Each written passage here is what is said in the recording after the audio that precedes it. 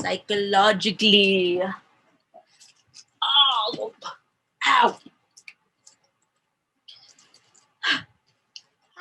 Hi, so we are starting volume 6. And once we are done with this, we are done with all the books of blood. But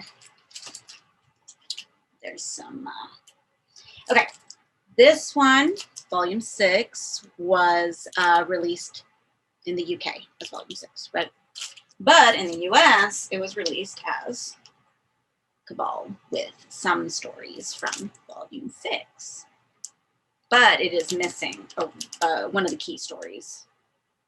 So what we're going to do is we're going to read this one. And then we're going to go back. We're going to read Cabal because I want to. And I guess let me know if anybody wants to do a watch party of the Cabal cut. Hold on. It's right here.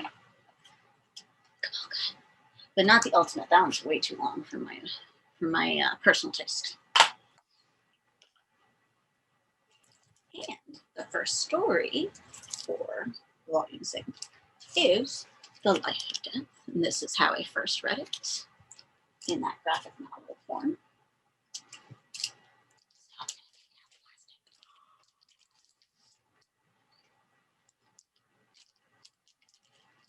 This book is officially mine now because it has not been read.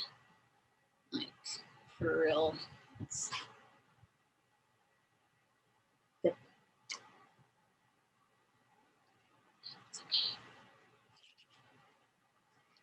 Clive Barker's Books of Blood, Volume 6. Everybody is a book of blood. Wherever we're open, we are read. That quote used to be on my phone image every time I open it.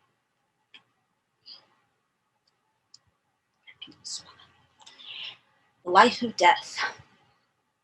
The newspaper was the first edition of the day, and Elaine devoured it from cover to cover as she sat in the hospital waiting room.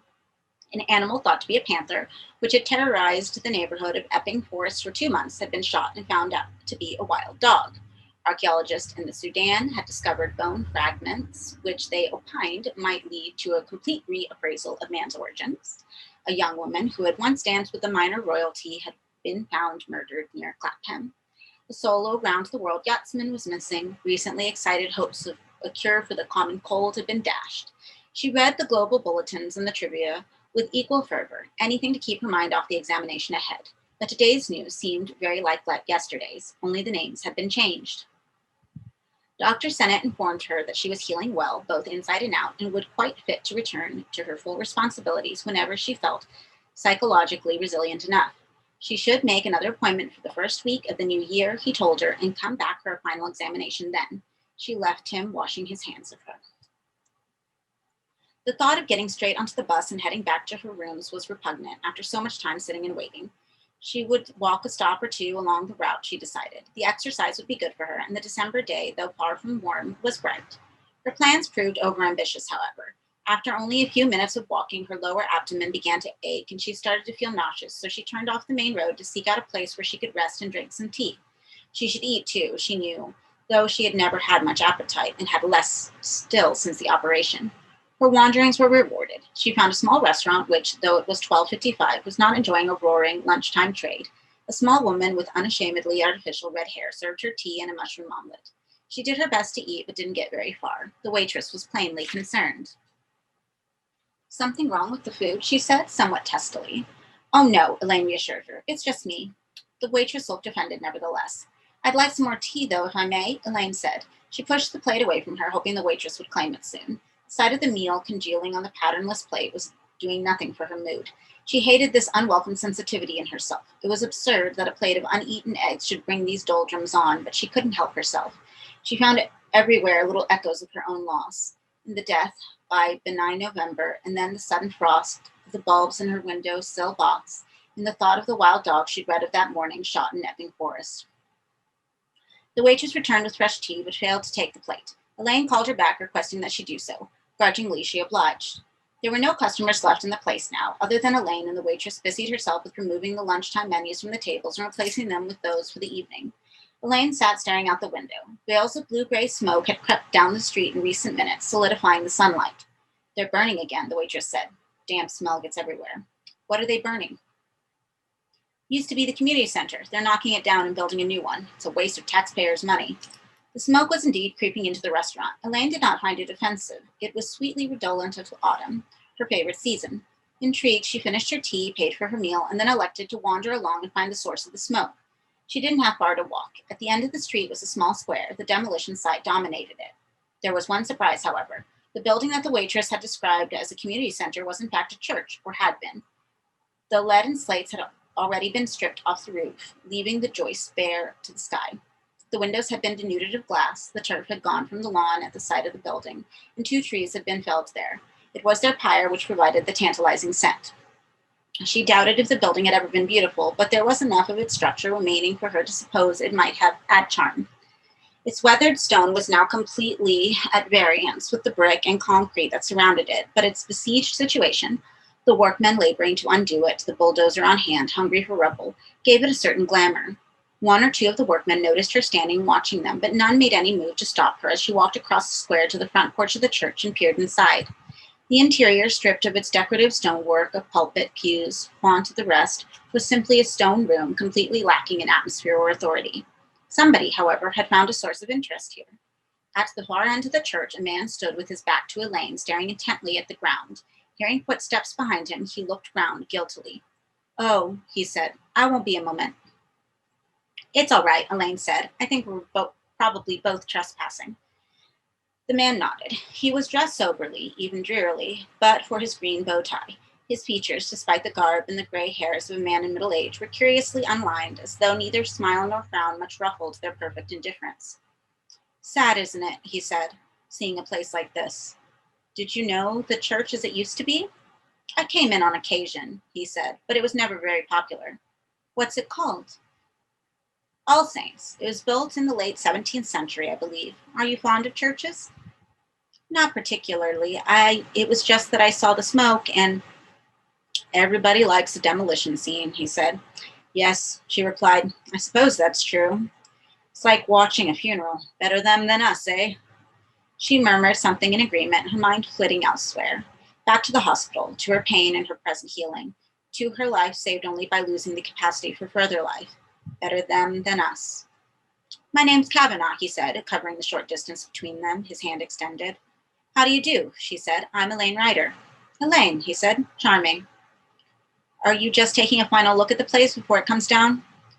"That's right. I've been looking at the inscriptions on the floor stones. Some of them are most eloquent." He brushed a fragment of timber off one of the tablets with his foot. "It seems such a loss. I'm sure they'll just smash the stones to smithereens where they start to pull the floor up." She looked down at the patchwork of tablets beneath her feet. Not all were marked, and of those there were many simply carried names and dates. There were some inscriptions, however. One to the left of where Kavanaugh was standing carried an all but eroded relief of crossed skin bones like drumsticks and the abrupt motto, "Redeem the Time." "I think there must have been a crypt under here at some time," Kavanaugh said. "Oh, I see. And these are the people who were buried there?" "Well, I can't think of any other reason for the inscriptions, can you? I was just thinking of asking the workmen." He paused in mid-sentence. "You'll probably think this positively morbid of me." "What?" "Well, just to preserve 1 or 2 of the finer stones from being destroyed." "I don't think that's morbid," she said. "They're very beautiful." He was evidently encouraged by her response. "Maybe I should speak with them now," he said. "Would you excuse me for a moment?" He left her standing in the nave like a forsaken bride while he went to quiz one of the workmen. She wandered down to where the altar had been, reading the names as she went. Who knew or cared about these people's resting places now, dead 200 years and more and gone away, not in loving posterity, but into oblivion? And suddenly, the unarticulated hopes for an afterlife she had nursed through her 34 years slipped away. She was no longer weighed down by some vague envision for heaven. One day, perhaps this day, she would die just as these people had died, and it wouldn't matter a jot. There was nothing to come, nothing to aspire to, nothing to dream of. She stood in a patch of smoke, thickened sun, thinking of this, and was almost happy. Kavanaugh returned from his exchange with the foreman. "There is indeed a crypt," he said, "but it hasn't been emptied yet." Oh, they were still underfoot, she thought, dust and bones. Apparently, they're having some difficulty getting into it. All the entrances have been sealed up. That's why they're digging around the foundations to find another way in. Are crypts normally sealed up? Not as thoroughly as this one. Maybe there was no more room, she said. Kavanaugh took the comment quite seriously. Maybe, he said. Will they give you one of the stones? He shook his head. It's not up for them to say. They are just council lackeys.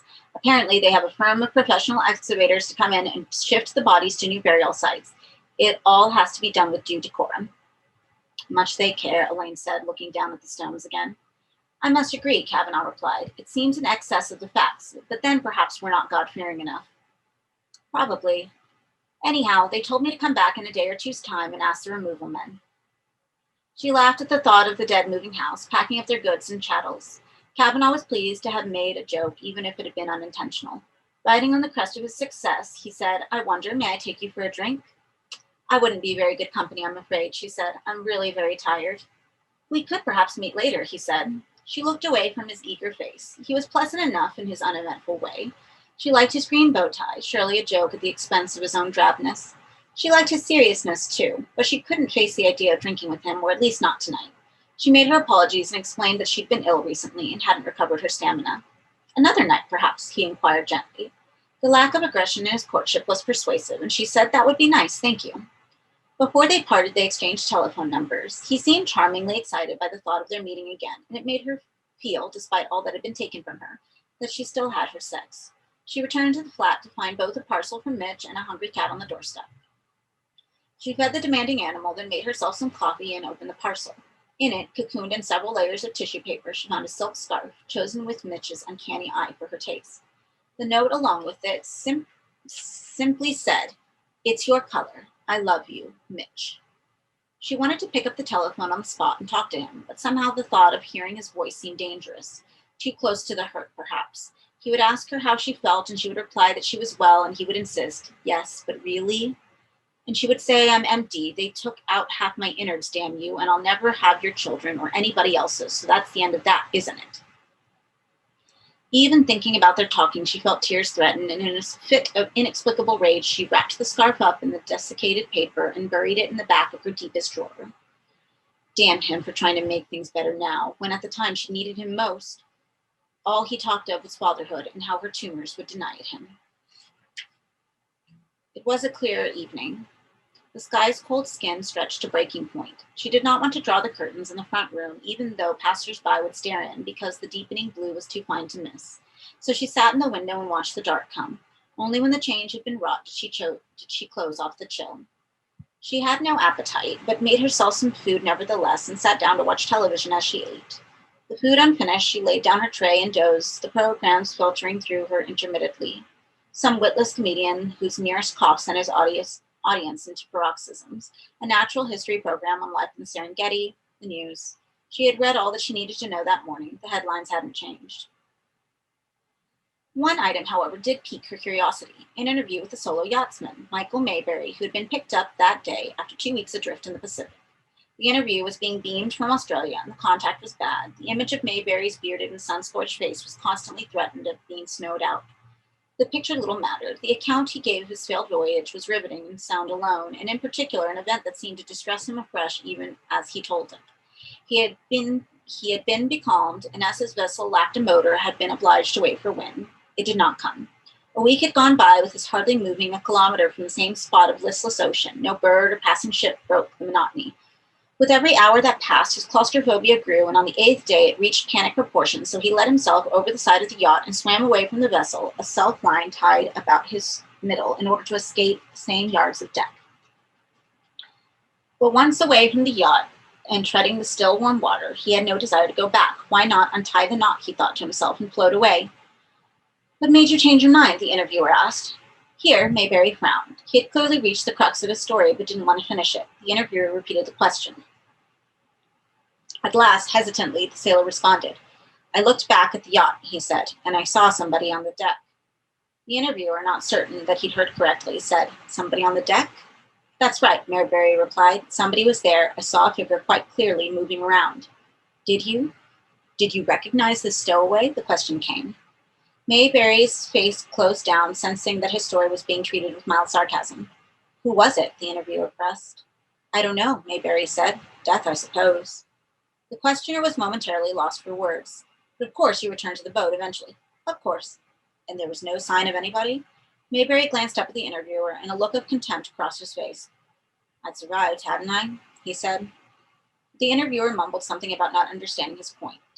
I didn't drown, Mayberry said. I could have died then, but if I'd wanted to. Slipped off the rope and drowned.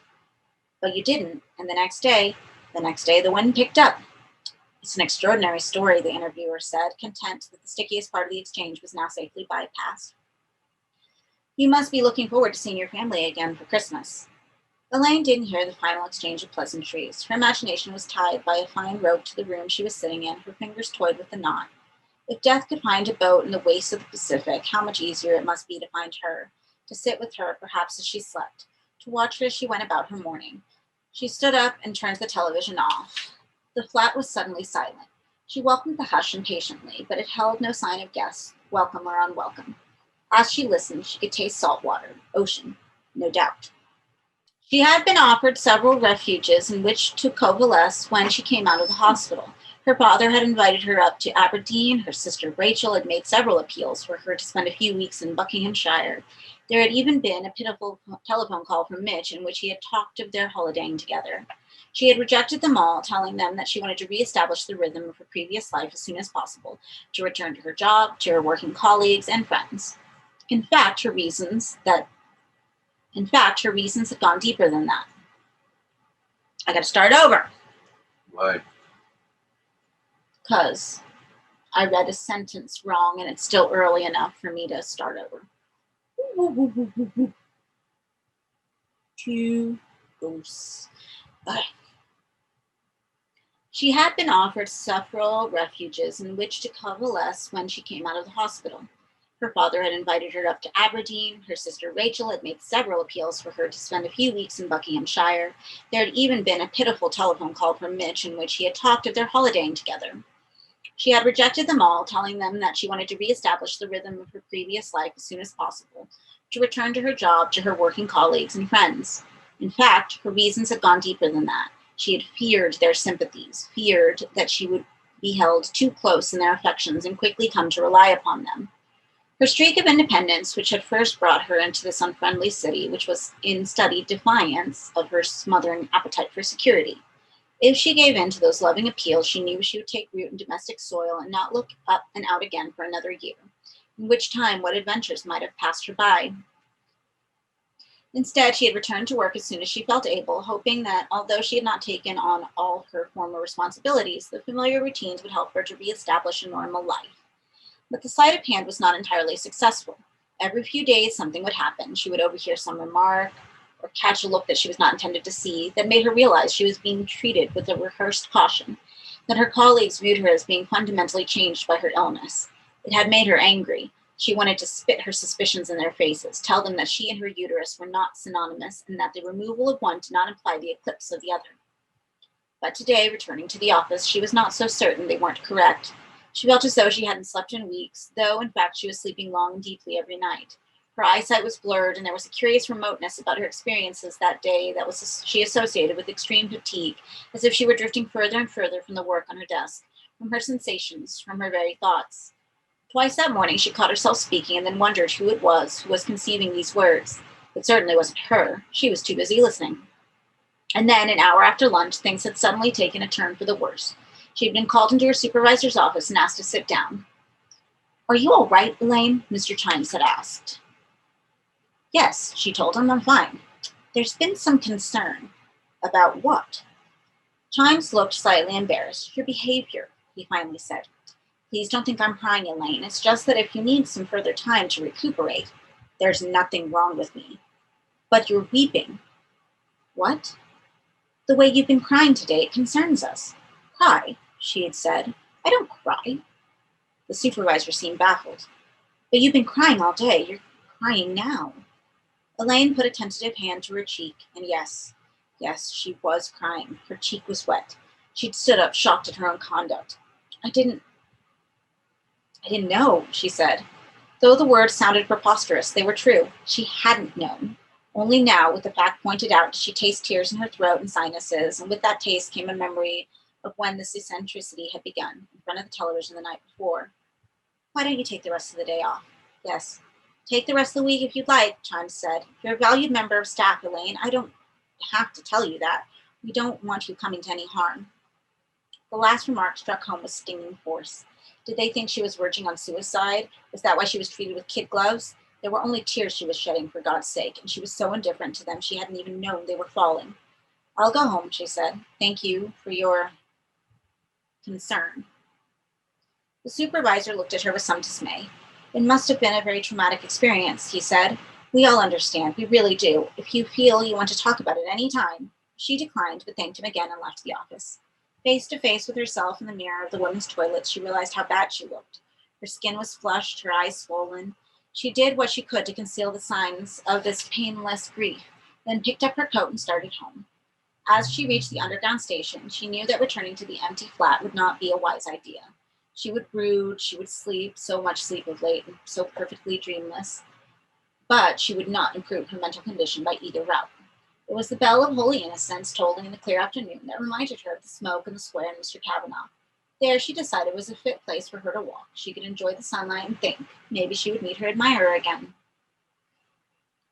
She found her way back to All Saints easily enough, but there was disappointment waiting her. The demolition site had been cordoned off, the boundary marked by a row of posts, a red fluorescent ribbon looped between them. The site was guarded by no less than 4 policemen who were ushering pedestrians toward a detour around the square. The workers and all their hammers had been exiled from the shadows of All Saints, and now a very different selection of people, suited and academic, occupied the zone beyond the ribbon, some in furrowed conversation, others standing on the muddy ground and staring up quizzically at the derelict church. The south transept and much of the area around it had been curtained off from public view by an arrangement of tarpaulins and black plastic sheeting. Occasionally, somebody would emerge from behind this veil and consult with others on the site. All who did so, she noted, were wearing gloves, 1 or 2 were masked. It was though they were performing some ad hoc surgery in the shelter of the screen, tumor perhaps in the bowels of All Saints. She approached one of the officers. What's going on? The foundations are unstable, he told her. Apparently the place could fall at any moment. Why are they wearing masks? It's just a precaution against the dust. She didn't argue, though this explanation struck her as unlikely. If you want to get through to Temple Street, you'll have to go around the back, the officer said. What she really wanted to do was stand and watch proceedings, but the proximity of the uniformed quartet intimidated her, and she decided to give up and go home. As she began to make her way back to the main road, she caught sight of a familiar figure crossing the end of an adjacent street. It was unmistakably Kavanaugh. She called out after him, although he had already disappeared, and was pleased to see him step back into view and return a nod to her. Well, well, he said as he came down to meet her. I didn't expect to see you again so soon. I came to watch the rest of the demolition, she said. His face was ruddy with the cold, and his eyes were shining. I'm so pleased, he said. Did you want to have some afternoon tea? There's a place just around the corner. I'd like that. As they walked, she asked him if he knew what was going on at All Saints. It's the crypt, he said, confirming her suspicions. They opened it? They certainly found a way in. I was here this morning. About your stones? That's right. They were already putting up the tarpaulins then. Some of them were wearing masks. It won't smell very fresh down there, not after so long. Thinking of the curtain, tarpaulin. Doggo. Not cool.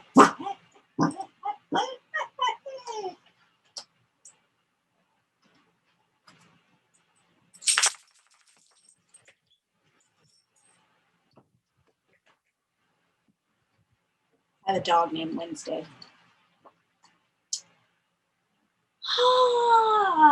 It won't. Okay, here we are. It won't smell very fresh down there, not after so long. Thinking of the curtain of tarpaulin drawn between her and the mystery within, she said, I wonder what it's like. A wonderland, Kavanaugh replied. It was an odd response, but she didn't query it, at least not on the spot. But later, when they'd sat and talked together for an hour and she felt easier with him, she returned to the comment.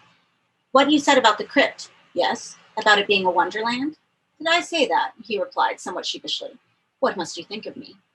I was just puzzled, wondered what you meant. I like places where the dead are, he said. I always have. Cemeteries can be very beautiful, don't you think? Mausoleums and tombs, all the fine craftsmanship that goes into those places. Even the dead may sometimes reward closer scrutiny.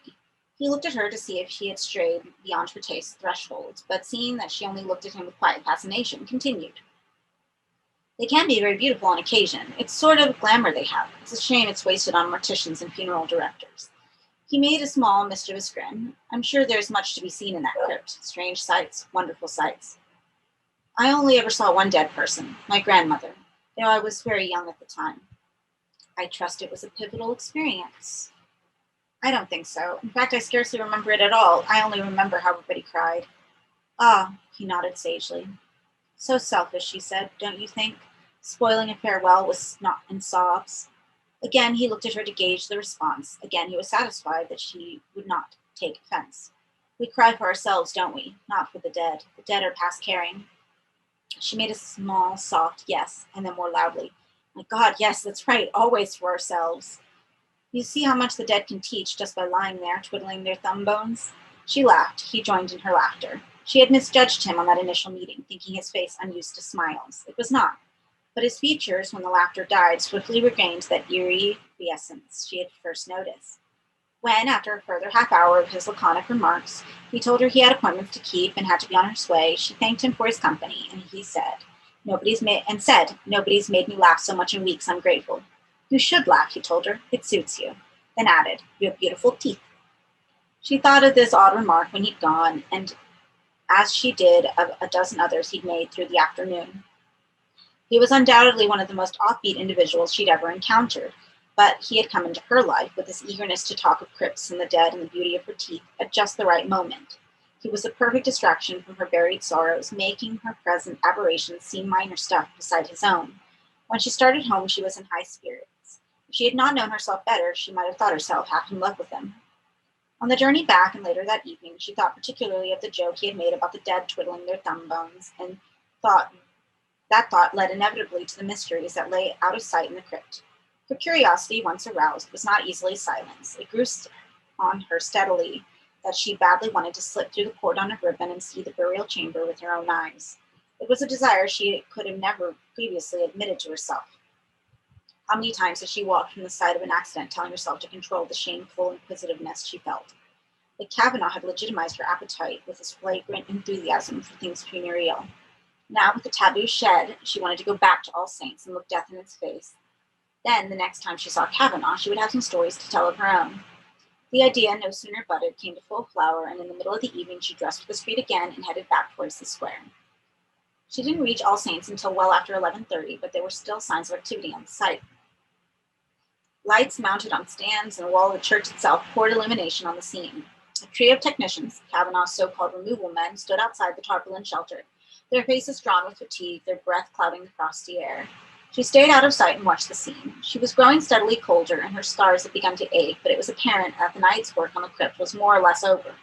After some brief exchange with the police, the technicians departed. They had extinguished all but one of the floodlights, leaving the site, church, tarpaulin, and grimy mud in grim chiaroscuro. The two officers who had been left on guard were not over-conscientious of their duties. What idiot, they apparently reasoned, would come grave robbing at this hour and in such temperatures? After a few minutes keeping a foot-stamping vigil, they withdrew to the relative comfort of the workmen's hut. When they did not re-emerge, Elaine crept out of hiding and moved as cautiously as possible to the ribbon that divided one zone from the other. A radio had been turned on in the hut. Its noise, music for lovers from dusk till dawn, the distant voice purred, covered her crackling advance across the frozen earth. Once beyond the cordon and into the forbidden territory beyond, she was not so hesitant. She swiftly crossed the hard ground as the wheel plowed furrows like concrete into the lee of the church. The floodlight was dazzling. By it, her breath appeared as solid as yesterday's smoke had seemed. Behind her, the music for lovers murmured on. No one emerged from the hut to summon her from trespassing. No alarm bells rang. She reached the edge of the tarpaulin curtain without incident and peered at the scene concealed behind it. The demolition men, under very specific instructions to judge by the care they had taken in their labors, had dug fully 8 feet down the side of All Saints, exposing the foundations. In doing so, they had uncovered an entrance to the burial chamber, which previous hands had been at pains to conceal. Not only had earth been piled up against the flank of the church to hide the entrance, but the crypt door had also been removed, and stone masons sealed the entire aperture up. This had clearly been done at some speed. Their handiwork was far from ordered. They had simply filled the entrance with any stone or brick that had come to hand and plastered coarse mortar over their endeavors. Into this mortar, though the design had been spoiled by the excavation, some artisan had scrawled a 6-foot cross. All their efforts in securing the crypt and marking the mortar to keep the godless out had gone for nothing, however. The seal had been broken, the mortar hacked at, the stone torn away. There was now a small hole in the middle of the doorway, large enough for one person to gain access to the interior. Elaine had no hesitation in climbing down the slope to the breached wall and then squirming through.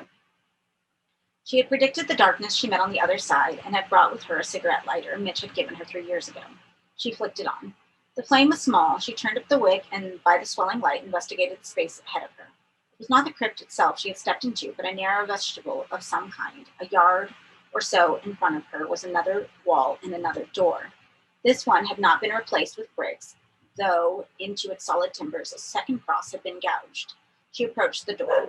The lock had been removed by the investigators, presumably, and the door that then held shut again with rope binding.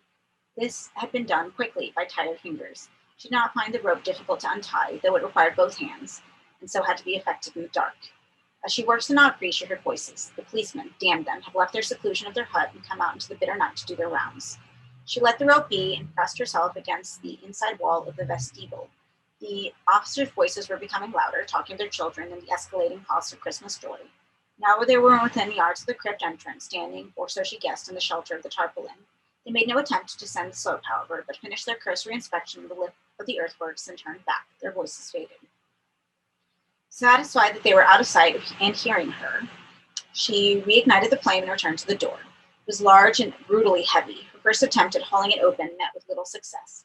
She tried again, and this time it moved, grating across the grit on the vestibule floor.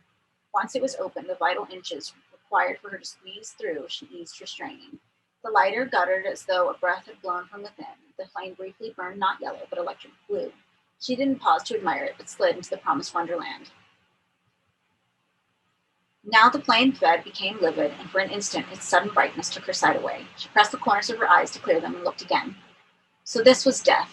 There was none of the art or the glamour Kavanagh had talked of, no calm laying out in shrouded beauties on cool marble sheets, no elaborate reliquaries, no aphorisms on the nature of human frailty, not even names and dates. In most cases, the corpses lacked even coffins.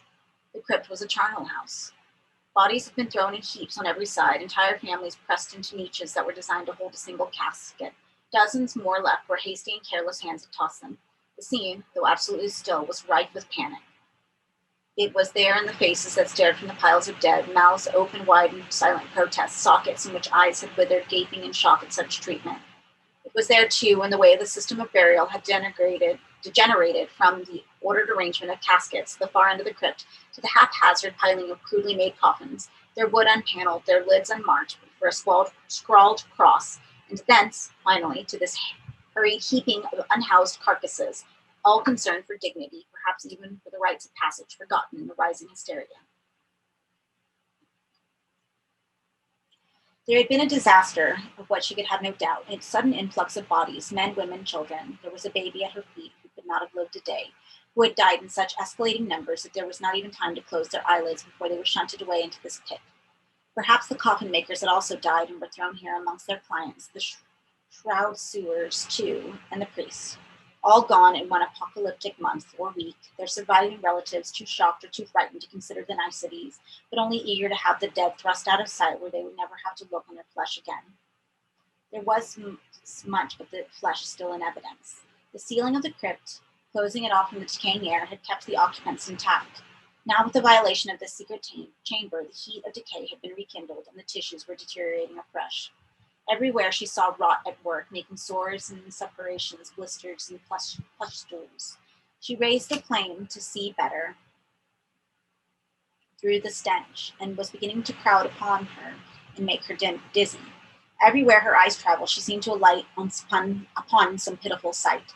Two children lay together as if sleeping in each other's arms. A woman whose last act, it appeared, had been to paint her sickened face so as to die more fit for the marriage bed than the grave. She could not help but stare, though her fascination cheated them of privacy. There was so much to see and remember. She could never be the same, could she, having viewed these scenes? One corpse, lying half hidden beneath another, drew her particular attention. A woman whose long chestnut-colored hair flowed from her scalp so copiously, Elaine envied it. She moved closer to get a better look, and then putting the last of her squeamishness to flight, she took hold of the body thrown across the woman and hauled it away.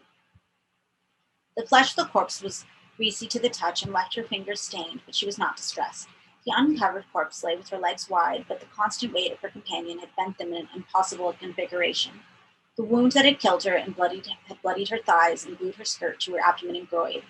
Had she miscarried, Elaine wondered, or had some disease devoured her there? She stared and stared, bending close to study the faraway look on the woman's rotted face. Such a place to lie, she thought, with your blood still shaming you. She could tell Kavanaugh when next she saw him how wrong he had been with his sentimental tales of calm beneath the sod. She had seen enough, more than enough. She wiped her hands under her coat and made her way back to the door, closing it behind her and knotting up the rope again as she found it. Then she climbed the slope into the clean air. The policemen were nowhere in sight, and she slipped away unseen, like a shadow's shadow. There was nothing for her to feel once she had mastered her initial disgust, and that twinge of pity she felt seeing the children and the woman with the chestnut hair, and even those responses, even the pity and repugnance, was quite manageable. She had felt both more acutely seeing a dog run down by a car than she had standing in the crypt of All Saints, despite the horrid displays on every side. When she laid her head down to sleep that night and realized that she was neither trembling nor nauseous, she felt strong. What was there to fear in all the world if the spectacle of mortality she had just witnessed could be borne so readily? She slept deeply and woke refreshed. She went back to work that morning, apologizing to Chimes for her behavior of the previous day and reassuring him that she was now feeling happier than she'd felt in months. In order to prove her rehabilitation, she was as gregarious as she could be, striking up conversations with neglected acquaintances and giving her smile a ready airing. This met with some initial resistance. She could sense her colleagues doubting about that this bout of sunshine actually meant a summer. But when the mood was sustained through the day and throughout the day following, they began to respond more readily. By Thursday, it was though the tears of earlier in the week had never been shed. People told her how well she was looking. It was true. Her mirror confirmed the rumors. Her eyes shone, her skin shone. She was a picture of vitality. On Thursday afternoon, she was sitting at her desk working through a backlog of inquiries when one of the secretaries appeared from the corridor and began to babble. Somebody went to the woman's aid, though through the sobs it was apparent she was talking about Bernice, a woman Elaine knew well enough to exchange smiles with on the stairs, but no better. There had been an accident, it seemed. The woman was talking about blood on the floor. Elaine got up and joined those who were making their way out to see what the fuss was about. The supervisor was already standing outside the woman's lavatories, vainly instructing the curious to keep clear. Somebody else, another witness, it seemed, was offering a recount of events. She was just standing there, and suddenly she started to shake. I thought she was having a fit. Blood started to come out from her nose, then from her mouth, pouring out. There's nothing to see, Chimes insisted. Please keep back. But he was substantially ignored. Blankets were being brought to wrap around the woman, and as soon as the toilet door was open, again the sightseers pressed forward. Elaine caught sight of a form moving about on the toilet floor as if convulsed by cramps. She had no wish to see any more. Leaving the others to throng the corridor, talking loudly of Bernice as she had already dead, Elaine returned to her desk. She had so much to do, so many wasted grieving days to catch up on. An apt phrase flitted into her head: redeem the time. She wrote the 3 words on her notebook as a reminder. Where did they come from? She couldn't recall. It didn't matter. Sometimes there was a wisdom in forgetting. So the sailor was dead. When the party broke up in the early hours of Saturday morning, when the embraces and the kisses were over and she was home again, she thought over the Mayberry interview she'd heard, summoning a face scorched by the sun and eyes peeled by the waste he'd almost been lost to, thinking of his mixture of detachment and faint embarrassment as he told the tale of a stowaway, and of course, those final words of his when pressed to identify the stranger. Death, I suppose, he'd said. He'd been right. She woke up late on Saturday morning without the anticipated hangover. There was a letter from Mitch. She didn't open it, but left it on the mantelpiece for an idle moment later in the day. The first snow of winter was in the wind, though it was too wet to make any serious impression on the streets. The chill was biting enough, however, to judge by the scowls of the faces of passers-by. She felt oddly immune from it, however. Though she had no heating on in the flat, she walked around in her bathrobe and barefoot as though she had a fire stoked in her belly. After coffee, she went through to wash. There was a spider clot of hair in the plug hole. She fished it out and dropped it down the lavatory, then returned to the sink. Since the removal of the dressings, she had studiously avoided any close scrutiny of her body, but today her qualms and her vanity seemed to have disappeared. She stripped off her robe and looked herself over critically. She was pleased with what she saw. Her breasts were full and dark. Her skin had a pleasing sheen to it. Her pubic hair had regrown more lushly than ever. The scars themselves still looked and felt tender, but her eyes read their lividness as a sign of her cunt's ambition, as though any day now her sex would grow from anus to navel and beyond perhaps, opening her up, making her terrible. It was paradoxical, surely, that it was only now, when the surgeons had emptied her out, that she would feel so ripe, so resplendent. She stood for fully half an hour in front of the mirror, admiring herself, her thoughts drifting off. Eventually, she returned to the chore of washing. That done, she went back into the front room, still naked. She had no desire to conceal herself, quite the other way about.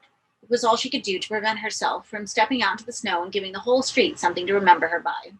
She crossed to the window, thinking a dozen such foolish thoughts. The snow had thickened. Through the flurries, she caught a movement in the alley between the houses opposite. Somebody was there, watching her, though she didn't see who. She didn't mind. She stood peeping at the peeper, wondering if he would have the courage to show himself. But he did not. She watched for several minutes before she realized that her brazenness had frightened him away. Disappointed, she wandered back to the bedroom and got dressed. It was time she found herself something to eat. She had that familiar fierce hunger upon her. The fridge was practically empty. She would have to go out and stock up for the weekend. Supermarkets were circuses, especially on a Saturday, but her mood was far too buoyant to be depressed by having to make her way through the crowds. Today she even found some pleasure in the scenes of conspicuous consumption, in the trolleys and by the baskets heaped high with foodstuffs, and the children greedy-eyed as they approached the confectionery, and tearful if denied it, and the wives weighing up the merits of a leg of mutton while their husbands watched, the girls and the staff with eyes no less calculating. She purchased twice as much food for the weekend as she would normally have done in a full week, her appetite driven to distraction by the smells of the delicatessen and fresh meat counters. By the time she reached the house, she was almost shaking with the anticipation of sustenance. As she put the bags down on the front step and fumbled for her keys, she heard a car door slam behind her. Elaine? It was Hermione. The red wine she'd consumed the previous night had left her looking blotchy and stale. Are you feeling all right? Elaine asked. The point is, are you? Hermione wanted to know. Yes, I'm fine. Why shouldn't I be? Hermione returned a harried look. Sonja's gone down with some kind of food poisoning, and so's Reuben. I just came round to see that you were all right. As I say, fine. I don't understand it. What about Newland and Dick? I couldn't get an answer at their place, but Reuben's in a bad way. They've taken him into hospital for tests. Do you want to come in and have a cup of coffee? No, thanks. I've got to get back to see Sonja. I just didn't like to think of your being on your own if you'd gone down with it too. Elaine smiled. You're an angel, she said, and kissed Hermione on the cheek. The gesture seemed to startle the other woman. For some reason, she stepped back, the kiss exchanged, staring at Elaine with vague puzzlement in her eyes. I must go, she said, fixing her face as though it would betray her. I'll call you later in the day, Elaine said, and find out how they're doing. Fine. Hermione turned away and crossed the pavement to her car. Though she made a cursory attempt to conceal the gesture, Elaine caught sight of her putting her fingers to the spot on her cheek where she had been kissed and scratching at it as if to eradicate the contact. It was not the season for flies, but those that had survived the recent cold buzzed around in the kitchen as Elaine selected some bread, smoked ham, and garlic sausage from her purchases and sat down to eat. She was ravenous. In 5 minutes or less, she had devoured the meats and made substantial inroads into the loaf, and her hunger was scarcely tamed. Settling to a dessert of figs and cheese, she thought of the paltry omelet she'd been unable to finish the day after the visit to the hospital. One thought led to another, from omelet to smoke to the square to Kavanaugh to her most recent visit to the church, and thinking of the place, she was suddenly seized by enthusiasm to see it one final time before it was entirely leveled. She was probably too late already. The bodies would have been parceled up and removed, the crypt decontaminated and scoured, the walls would be rubble. But she knew she would not be satisfied until she'd seen it for herself. Even after a meal which would have sickened her with its excess a few days before, she felt lightheaded as she set out for All Saints, almost as though she were drunk. Not the maudlin drunkenness she had been prone to with Mitch, but a euphoria which made her feel well nigh invulnerable, as if she had at last located some bright and incorruptible part of herself, and no harm would ever befall her again. She had prepared herself for finding All Saints in ruins, but she did not. The building still stood, its walls untouched, its beams still dividing the sky. Perhaps it could not be toppled, she mused. Perhaps she and it were twin immortals. The suspicion was reinforced by the gaggle of fresh worshippers the church had attracted. The police guard had trebled since the day she'd been here, and the tarpaulin that had shielded the crypt entrance from sight was now a vast tent, supported by scaffolding, which entirely encompassed the flank of the building. The altar servers standing in close proximity to the tent wore masks and gloves. The high priest, the chosen few who were actually allowed into the Holy of Holies, were entirely garbed in protective suits. She watched them from the cordon, the signs and the genuflections between the devotees, the sluicing down of the suited men as they emerged from behind the veil, the fine spray of fumigants, which filled the air like bitter incense. Another onlooker was quizzing one of the officers. Why the suits? In case it's contagious, the reply came. After all these years, they don't know what they've got in there. Diseases don't last, do they? It's a plague pit, the officer said. They're just being cautious. Elaine listened to the exchange and her tongue itched to speak. She could save them their investigations for a few words. After all, she was living proof that whatever pestilence had destroyed the families in the crypt was no longer virulent. She had breathed that air, she had touched that moldy flesh, and she felt healthier now than she had in years. But they would not thank her for her revelations, would they? They were too engrossed in their rituals, perhaps even excited by the discovery of such horrors, their turmoil fueled and fired by the possibility that this death was still living. She would not be so unsporting to sour their enthusiasm with a confession of her own rare good health. Instead, she turned back to the priests and their rites on the drizzle of incensive air and began to walk away from the square. As she looked up from her thoughts, she glimpsed a familiar figure watching her from the corner of the adjacent street. He turned away as she glanced up, but it was undoubtedly Kavanaugh. She called to him and went to the corner, but he was walking smartly away from her, head bowed. Again she called after him, and now he turned, a patently false look of surprise pasted on his face, and retrod his escape route to greet her. Have you heard what they found? She asked him. Oh, yes, he replied. Despite the familiarity they'd last enjoyed, she was reminded now of her first impression of him, that he was not a man much conversant with feeling. Now you'll never get your stones, she said. I suppose not, he replied, not overtly concerned at the loss. She wanted to tell him that she'd seen the plague pit with her own eyes, hoping the news would bring a gleam to his face, but the corner of this sunlit street was an inappropriate spot for such talk. Besides, it was almost as if he knew. He looked at her so oddly, the warmth of their previous meeting entirely gone. Why did you come back? He asked her. Just to see, she replied. I'm flattered. Flattered? And my enthusiasm for mausoleums is infectious. Still, he watched her, and she, returning his look, was conscious of how cold his eyes were and how perfectly shiny. It might have been glass, she thought, and his skin swayed, glued like a hood over the subtle architecture of his skull. I should go, she said. Business or pleasure? Neither, she told him. One or two of my friends are ill. Ah. She had the impression that he wanted to be away, but it was only fear of foolishness that kept him from running from her. Perhaps I'll see you again, she said, sometime. I'm sure, he replied, gratefully taking his cue and retreating along the street. And to your friends, my best regards. Even if she had wanted to pass Kavanaugh's good wishes along to Reuben and Sonja, she could not have done so. Hermione did not answer the telephone, nor did any of the others. The closest she came to was leaving a message with Reuben's answering device. The lightheadedness she felt earlier in the day developed into a strange dreaminess as the afternoon inched towards evening. She ate again, but the feast did nothing to keep the fugue state from deepening. She felt quite well. That sense of involatility that had come upon her was still intact. But time and again, as the day wore on, she found herself standing on the threshold of her room, not knowing why she had come there, or watching the light dwindle in the street outside without being quite certain if she were the viewer or the thing viewed. She was happy with her company, though, and the flies were happy. They kept buzzing attendance, even though the dark fell. About 7 in the evening, she heard a car draw up outside, and the bell rang. She went into the door of her flat, but couldn't muster the inquisitiveness to open it, step out into the hallway, and admit callers. It would be Hermione again, most probably, and she didn't have any appetite for gloomy talk.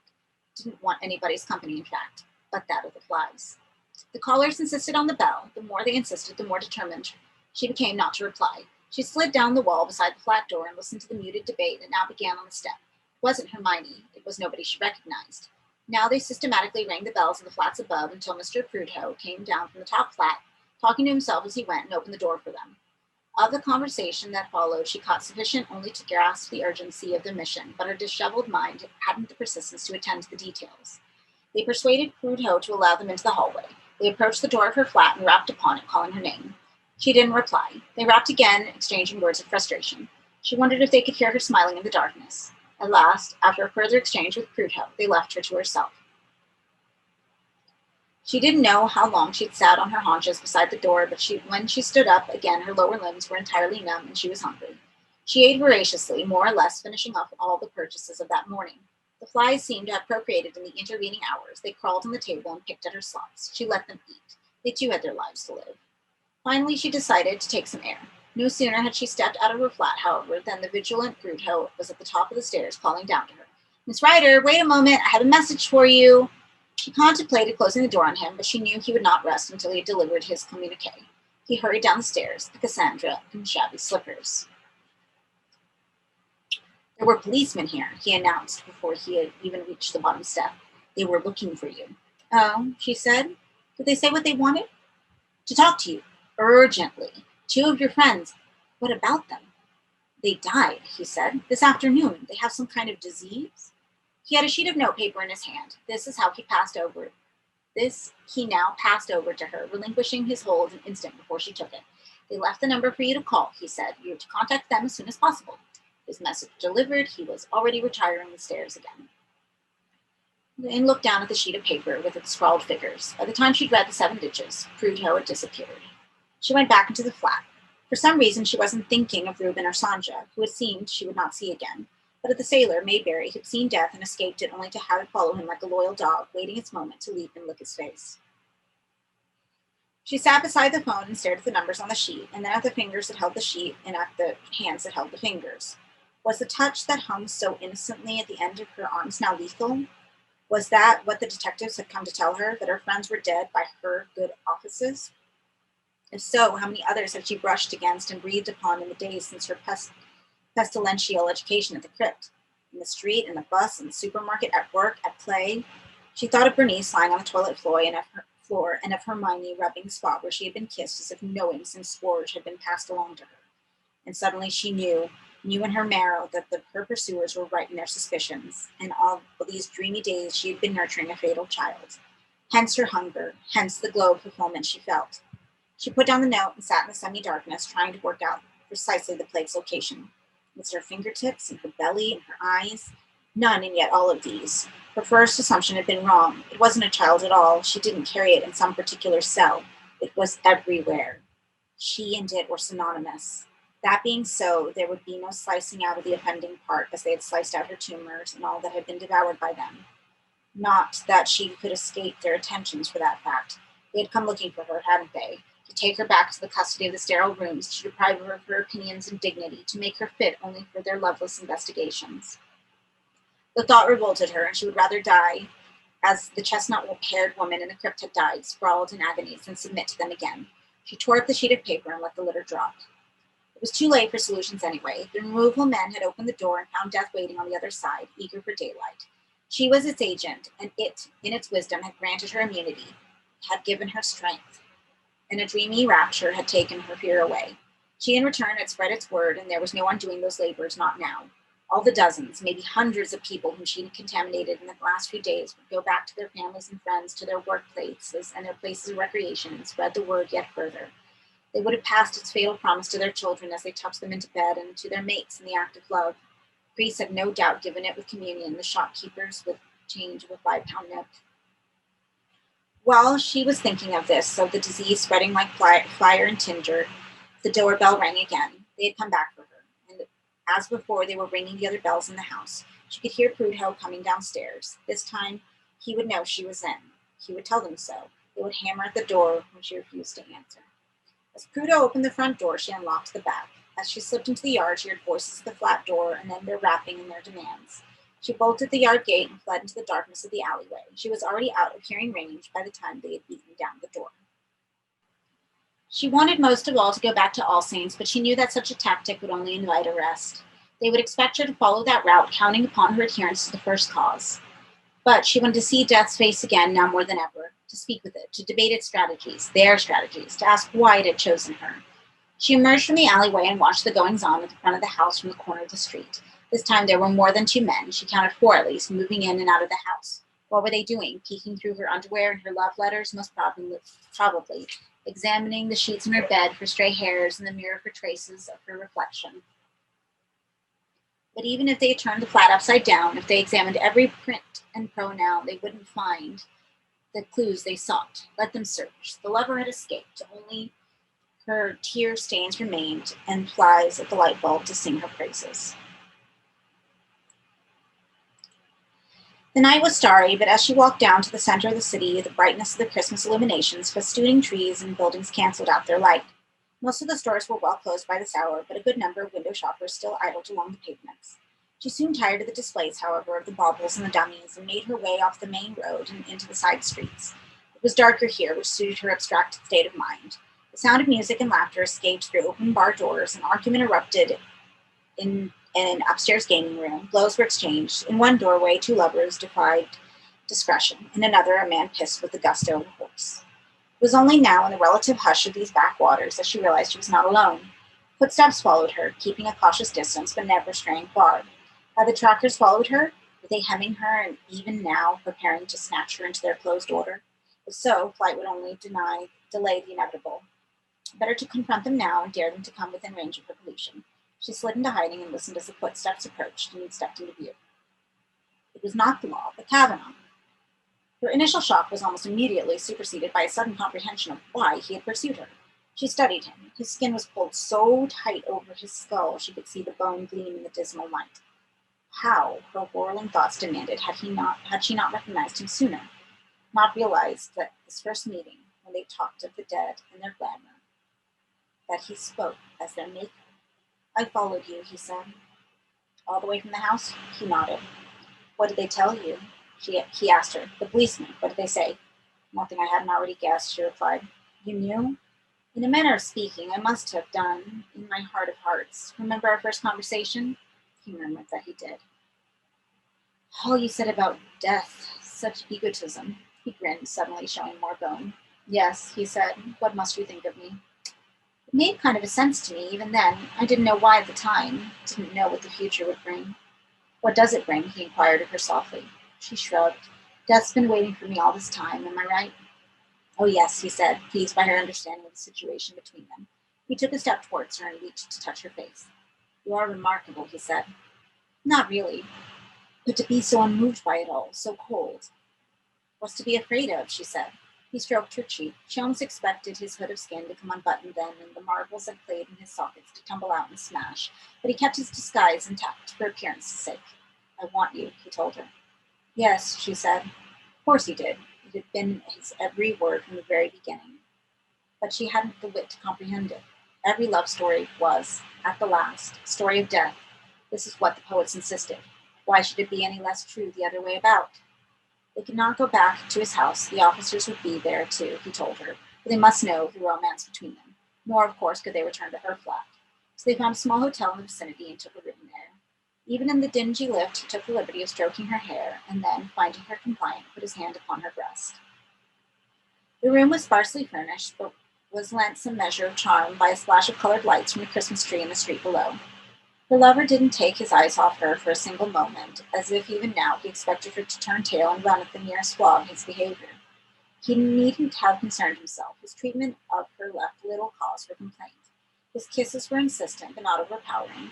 His undressing of her, except for the fumbling, a nice human touch, she thought, was a model of finesse and sweet solemnity. She was surprised that he had not known about her scar, only because she had become to believe the intimacy had begun on the operating table, when twice she had gone into his arms and twice been denied them by the surgeon's bullying. But perhaps, being no sentimentalist, he had forgotten that first meeting. Whatever the reason, he looked to be upset when he slipped off her dress, and there was a trembling interval when she thought he would reject her. But the moment passed, and now he reached down to her abdomen and ran his fingers along the scar. It's beautiful, he said. She was happy. I almost died under the anesthetic, she told him. That would have been a waste, he said, reaching up for her body and working at her breast. It seemed to arouse him, for his voice was more guttural when next he spoke. What did they tell you? He asked her, moving his hands up to the soft channel behind her clavicle and stroking her there.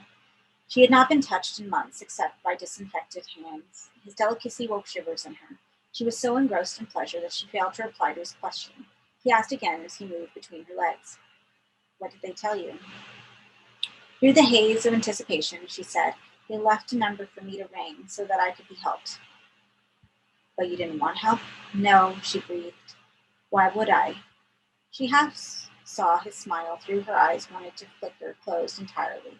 His appearance failed to stir any passion in her. Indeed, there was much about his disguise, that absurd bow tie for one, which she thought ridiculous. With her eyes closed, however, she could forget such petty details. She could strip the hood off and imagine him cured. When she thought of him that way, her mind pirouetted. He took his hands from her. She opened her eyes. He was fumbling with his belt. As he did so, somebody shouted in the street outside. His head jerked in the direction of the window. His body tensed. She was surprised at his sudden concern. "It's all right," she said. He leaned forward, and she put his hand to her throat. "Be quiet," he instructed. She looked up into his face. He had begun to sweat. The exchanges in the street went on for a few minutes longer. It was simply two late-night gamblers parting. He realized his error now. "I thought I heard..." "What?" "I thought I heard them calling my name." "Who would do that?" she inquired fondly. "Nobody knows we're here." He looked away from the window. All purposefulness had abruptly drained from him. After the instant of his fear, his features had slackened. He looked almost stupid. "They came close," he said, "but they never found me." "Close?" "Coming to you." He laid his head on her breast. "So very close," he murmured. She could hear her pulse in her head. "But I'm swift," he said. "I'm invisible." His hand strayed back down to her scar and further. "And always neat," he added. She sighed as he stroked her. "They admire me for that, I'm sure." "Don't you think they must admire me for being so neat?" She remembered the chaos of the crypt, its indignities, its disorders. "Not always," she said. He stopped stroking it. "Oh, yes," he said. "Oh, yes, I never spill blood. That's a rule of mine. Never spill blood." She smiled at his boast. She would tell him now, though surely he already knew, about her visit to All Saints and the handiwork of his that she'd seen there. "Sometimes you can't help blood being spilt," she said. "I don't hold it against you." At these words, he began to tremble. "What did they tell you about me? What lies?" "Nothing," she said, mystified by his response. "What could they know?" "I'm a professional," he said to her, his hand moving back up to her face. She felt intentionality in him again, seriousness in his weight as he pressed closer upon her. "I won't have them lie about me," he said. "I won't have it." He lifted his head from her chest and looked at her. "All I do is stop the drummer," he said. "The drummer?" "I have to stop him cleanly in his tracks." The wash of colors from the lights below painted his face one moment red, the next green, and the next yellow, unadulterated hues as in a child's paint box. "I won't have them tell lies about me," he said again, "to say I spill blood." "They told me nothing," she assured him. He had given up his pillow entirely and now moved to straddle her. His hands were done with tender touches. "Shall I show you how clean I am?" he said. "How easily I stop the drummer?" Before she could reply, his hands closed around her neck. She had no time even to gasp, let alone shout. His thumbs were experts. They found her windpipe and pressed. She heard the drummer quicken, its rhythm in her ears. "Quick and clean," he was telling her, the colors still coming in predictable sequence. Red, yellow, green, red, yellow, green. There was an error here, she knew, a terrible misunderstanding which she couldn't quite fathom. She struggled to make some sense of it.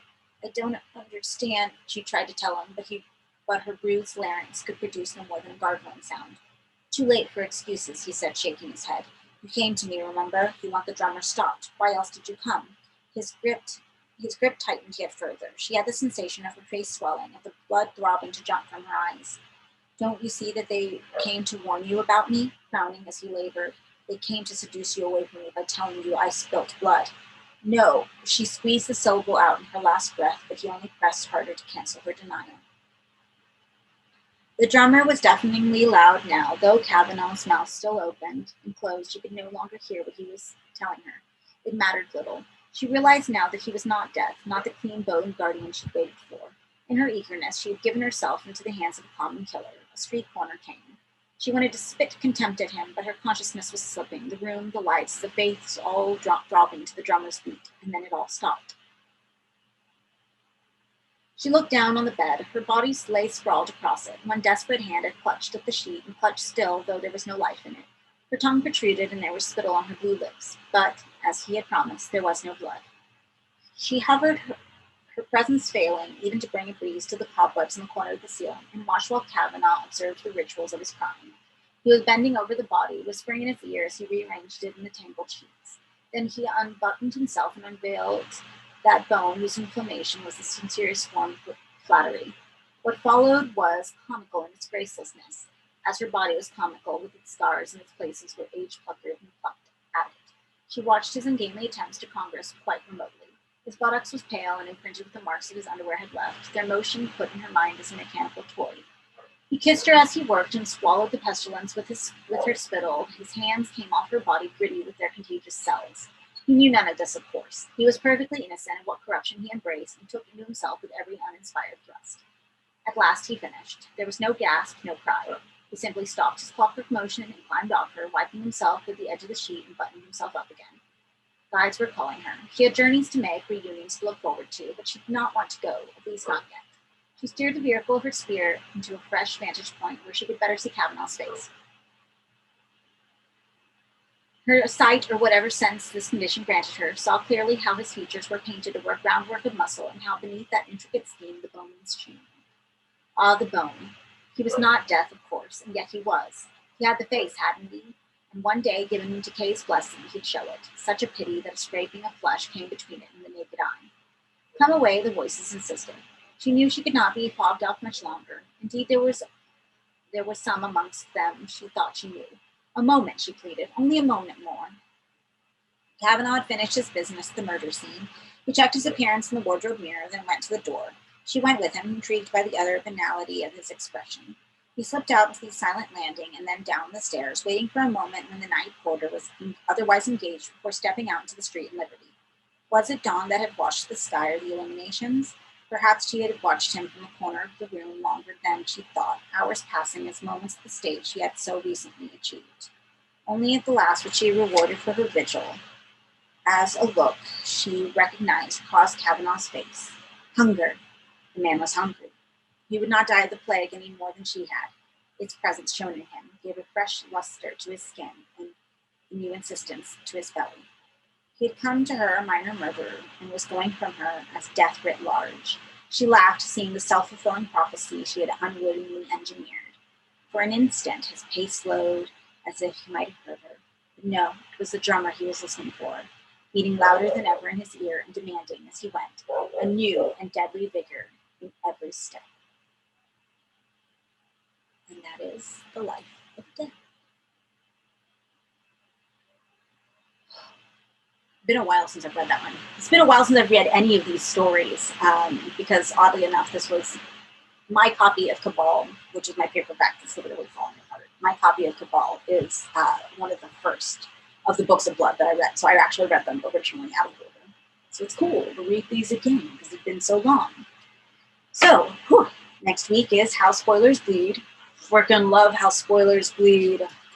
That one.